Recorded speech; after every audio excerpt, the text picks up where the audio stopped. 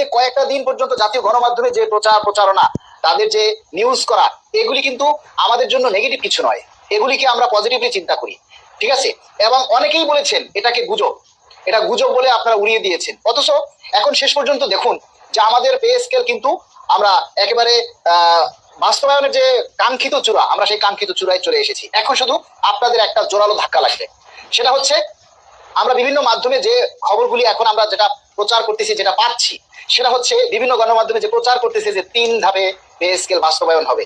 প্রথম ধাপে বেসিকের 50%, দ্বিতীয় ধাপে মানে দ্বিতীয় বছরে আবার বেসিকের 50%, আর তৃতীয় ধাপে হচ্ছে বিভিন্ন ভাতা। তার মানে 3 বছর লাগবে একটা পে স্কেল বাস্তবায়ন করার জন্য। এবং আরো একটা গণমাধ্যমে আমরা দেখেছি যে সেখানে কিন্তু উল্লেখ করা আছে যে 2টি বিকল্প ব্যবস্থা সরকার হাতে নিয়েছে, একটা হলো 3 ধাপে আর একটা হলো 2 ধাপে। আমি এই মুহূর্তে এই লাইভে আসার আগেও অর্থ মন্ত্রণালয়ের একজন সংশ্লিষ্ট একজনের সাথে কথা বলেছি, তার কাছে আমি বিষয়টা জানতে চেয়েছি যে ভাই, বিভিন্ন গণমাধ্যমে এই যে প্রচারণা করছে যে 3 ধাপে পে স্কেল বাস্তবায়ন হবে, সবচেয়ে বড় দুঃখের বিষয় যে বেসিকের 50%, এইটা কিভাবে দিবে বলেন তো ভাই? কয় ভাই এগুলি সম্পূর্ণ গুজব, এগুলি সম্পূর্ণ ভুয়া কথা।